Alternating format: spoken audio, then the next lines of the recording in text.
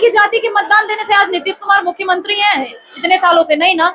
तो ये हमारे आपके कहने की बातें हैं। जो कुछ नहीं करते हैं वो एक एमओआई समीकरण की बात करते हैं, वो जातिवाद की बात करते हैं, वो इन्हीं सभी बातों में उलझे पड़े रहते हैं, जबकि सच्चाई बिल्कुल नहीं है। ग्राउंड लेवल पे ऐसे कोई नहीं जीतता है। एक लहर होती है, एक नारा होता है, एक हवा होती है। एक अभी मोदी का हवा चला, मोदी जी जीते जा रहे हैं, नीतीश जी का हवा चला, नीतीश जी जीते जा रहे हैं। तो ये कुछ नहीं है। हम और आप जाति के नाम पे बात कर रहे हैं, जबकि इक्वेशन यहाँ कुछ और ही काम कर रहा है। जाके वो काम किए तो ये एक राजनीतिक रणनीतिकार हैं। ये नॉर्मल इंसान नहीं है जिनके बारे में वो कह दे कि कोई पार्टी आई और चली गई। ये है वो है। प्रॉब्लम्स की तो सब बात करते हैं। अब आते हैं इनके सॉल्यूशन की बात पे। शिक्षा कैसे सुधरेगा?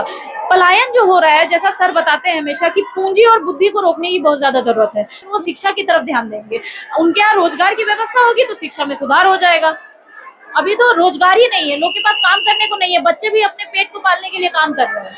कहाँ से आई हैं? मुंगेर से। मुंगेर से आप? जी आप अंदर गई थी जी। आप प्रशांत किशोर को सुनी। प्रशांत किशोर की वो कौन सी बातें हैं जो आपको सबसे अच्छी लगी?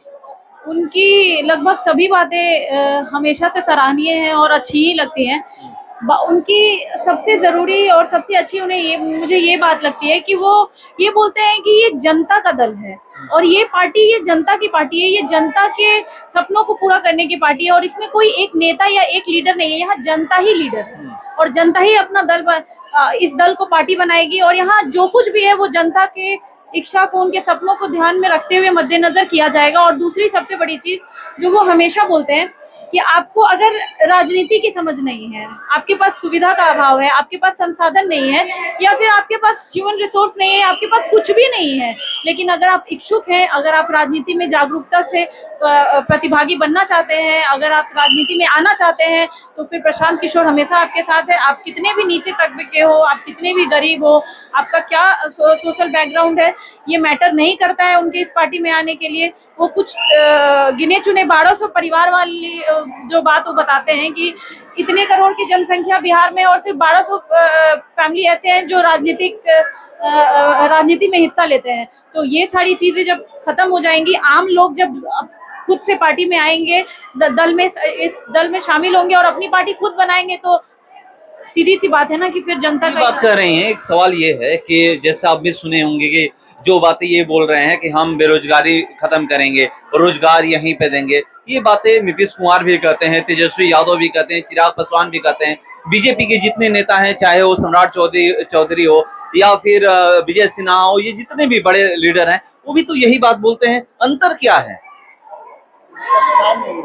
अंतर ये है कि वो सिर्फ बोलते हैं, उनको खुद ही रियलिटी नहीं पता है। अभी जो आरबीआई बैंक का जो अभी डेटा आया है, जो प्रशांत सर जी बताते हैं कि जो सीडी रेशो जो होता है वो अभी हमारे बिहार में अभी मात्र 18% है। बाकी राज्यों में ये 70% तक है। तो हमारे राज्य का सारा पैसा तो बाहर चला जाता है। तो जो इतनी मेहनत से जो बिहार की जनता यहाँ कमा के टैक्स देती है और बढ़ती है, वो बिहार की जनता के लिए यूज ही नहीं होता है। और इन सब चीजों पे वो लोग बात नहीं करते हैं। उन लोग को सीधे बोलना होता है कि बेरोजगारी हटाएंगे, नौकरी दिलाएंगे। कैसे दिलाएंगे? तथ्य विहीन बातें वो लोग करते हैं और यहाँ पे तथ्य वाली बातें हो रही हैं। आप तथ्य की बात कर रहे हैं, मगर बिहार के बारे में कहा जाता है कि बिहार में जब भी चुनाव होता है तो उस समय धर्म और जाति को देखा जाता है। कैसे ये समाप्त करेंगे?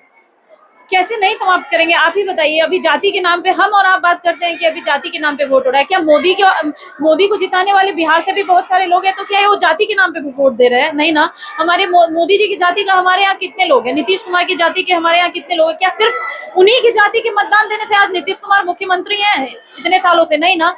तो ये हमारे आपके कहने की बातें हैं। जो कुछ नहीं करते हैं वो एक एमओआई समीकरण की बात करते हैं, वो जातिवाद की बात करते हैं, वो इन्हीं सभी बातों में उलझे पड़े रहते हैं, जबकि सच्चाई बिल्कुल नहीं है।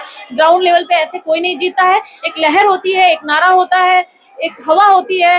एक अभी मोदी का हवा चला, मोदी जी जीते जा रहे हैं, नीतीश जी का हवा चला, नीतीश जी जीते जा रहे हैं। तो ये कुछ नहीं है। हम और आप जाति के नाम पे बात कर रहे हैं, जबकि इक्वेशन यहाँ कुछ और ही काम कर रहा है। इसलिए ऐसा कुछ नहीं है कि जाति के नाम पे ही लोग आएंगे और जाति को तोड़ा नहीं जा सकता। हाँ, कुछ परसेंटेज है जो जाति के नाम पे वोट देते हैं, लेकिन ये इसका मतलब ये नहीं है कि पूरे परसेंटेज जितनी है 100% वोटिंग जाति के नाम पे ही होती है। आरजेडी कहती है कि बहुत सारी पार्टियां आती है, जाती है, बनती है जब भी चुनाव होता है।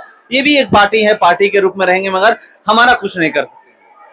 बहुत सारी पार्टियों की बात करें तब ये प्रशांत किशोर सर जी की बात है, जो इतने सालों से नीतीश कुमार जी को जिताए, मोदी जी के साथ काम किए, ममता बनर्जी के साथ काम किए, और भी कितने जगह तेलंगाना में हर जगह जाके वो काम किए। तो ये एक राजनीतिक रणनीतिकार हैं, ये नॉर्मल इंसान नहीं है जिनके बारे में वो कह दे कि कोई पार्टी आई और चली गई। यहाँ रणनीति बनेगी, उस पे काम होगा। जो दूसरों को जिताने के लिए इतनी मेहनत कर सकता है, जो दूसरों की डूबती नैया को इतने सालों से पार लगा रहा है, वो फिर जब खुद ही मैदान में है तो फिर ये पार्टी क्या रह गई? ये तो जनता का दल। आप क्या करती हैं?